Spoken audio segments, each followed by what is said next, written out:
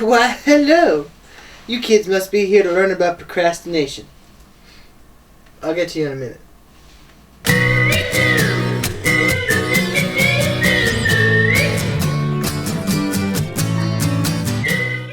Procrastination is the thief of time. Edward Young. Defined as the act or habit of procrastinating or putting off or delaying, especially something requiring immediate attention, procrastination can occur within anyone and at any time. So, have you ever procrastinated? Yes. Yes.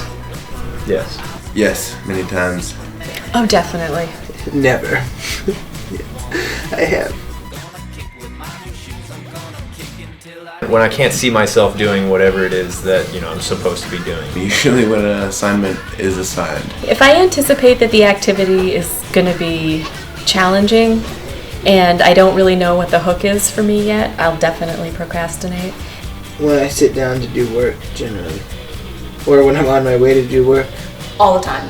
If I think it's something that someone else is forcing me to do, and again, I don't really think about what's in it for me, then I'll procrastinate because I don't like having to follow other people's directions, basically. Usually when I'm doing reading. When I have to write a paper, I'm fine, but it's usually a lot of reading when I have the most trouble with it. Generally, I like to spread it out as much as I can. Certainly, if I have any kind of gnawing sense that that maybe I don't know how to do it, I will put off starting it. Even if I know I can do 90% of it, if I have a little doubt about some of it, I'm really going to put it off. Procrastination is a complex psychological behavior that affects everyone to some degree or another. With some, it can be a minor problem, but for others, it is a source of considerable stress and anxiety.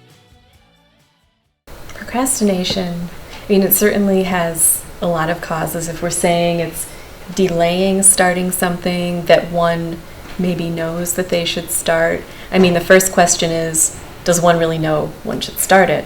And so I might look at a student and say, you haven't started your paper yet, you must be procrastinating. But in their mind, they might say, well, I have plenty of time because I can stay up all night the night before. And so I'm not really procrastinating because I still have time. So even the definition of what counts as procrastinating is different. From what I've been able to tell from reading through the research literature, the big cause of procrastination tends to be either an unpleasant or aversive association with the actual task. And the second huge reason can be difficulty with self-efficacy, just feeling like you really don't have a high chance of success on the particular task. And procrastination is essentially a universal avoidance behavior that we all engage in from time to time. But then I would also say some psychological factors would be perfectionism.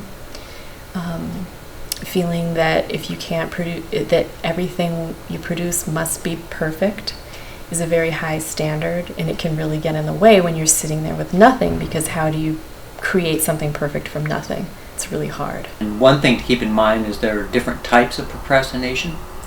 So the one that we're most familiar with is academic procrastination, putting off papers or studying for tests and so on and so forth. But the other two people tend to be less familiar with are decisional procrastination, people who tend to put off making important decisions like when should I apply to college, or when's the right time to get married, when's the right time to buy the house, so on and so forth. And then the third is life routine procrastination, people who put off doing their taxes or making repairs to their home, taking care of bills or whatever it might be. Fear of failure and fear of rejection. I've certainly heard this from students. If a student might tell me, if I fail assignment because I didn't do it, then I didn't do it. It's no real view on me. It doesn't say that there's anything wrong with me. I just didn't do it. But if I try and I put myself into it and then I don't do well, then that's a criticism of me that I fail. So a little fear of failure. And certainly, like with me, having some questions about if I have the skills to do it. Delayed gratification.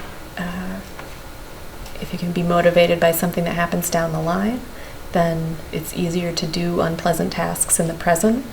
But if it's hard to see what that end benefit's going to be because it's too diffuse or too far off, or it's really just not really what I want, it's what somebody else wants for me, then it's kind of hard to get going in the present to do something that might be unpleasant or difficult thought-wise to get going.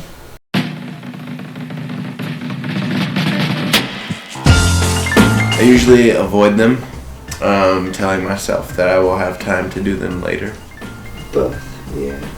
I usually attempt them, and then before I realize it, I've got like 25 tabs open in Chrome, and I've been like on my computer doing God knows what for like 15 hours or so. I think I do both. I think I avoid things that I don't want to do, and when I'm doing things, I often get distracted. But that's kind of like part of ADHD, which is something that I've been told that I have. I usually attempt them and end up getting distracted. I don't really avoid stuff. I usually am doing the assignment.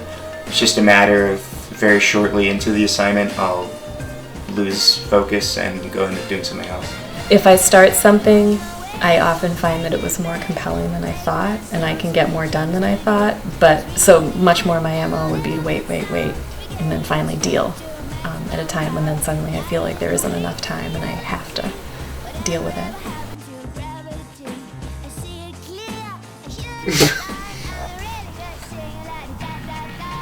There's a lot of humor there. Fan fiction. Guilty pleasures.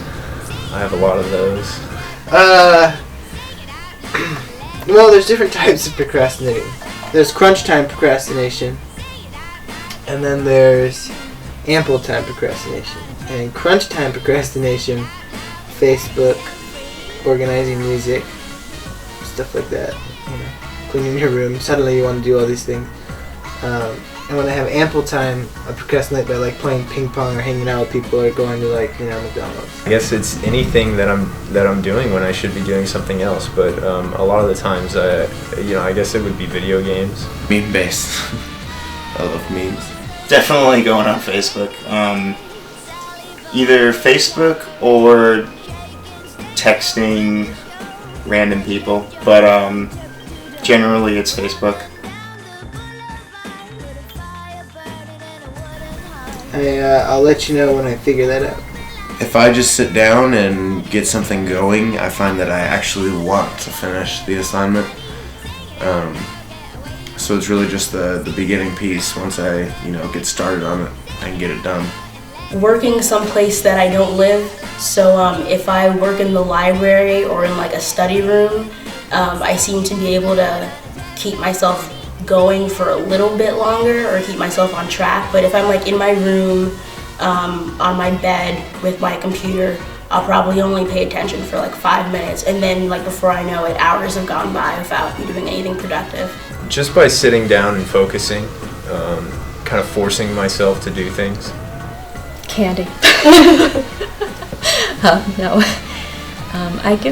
Starting in college, I used to give myself small rewards when I would get stuff done. It had to be a reward that, I always try to eat healthfully, and so I would let myself eat some junk food that normally I wouldn't allow myself to have if I finished things. And that was a big one, and I still do the reward thing in a way now. It might not be candy, but something else, like I'll go out and get Indian food takeout if I can just finish X by a certain time. Trying my best to stay focused. Usually I'll sign out of Facebook, and I will turn my phone off or put it on airplane mode. That really helps, and go to a quiet place to work. Unfortunately, is something called the Zeigarnik effect, and this was first discovered by a Russian psychologist named Bluma Zeigarnik back in the late 1920s.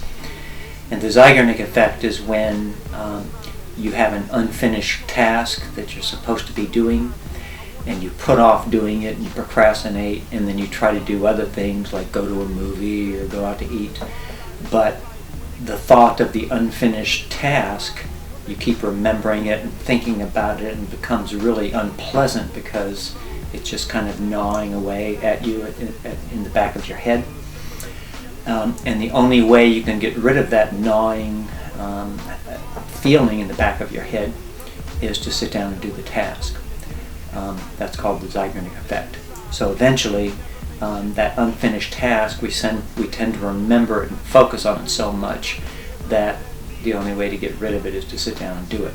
And when that Zeigarnik effect kicks in, it seems to sort of stimulate people in terms of their motivation and activation, and it's kind of like the proverbial putting the gun to the head and saying, I've got to do it because I want to stop thinking about this particular task.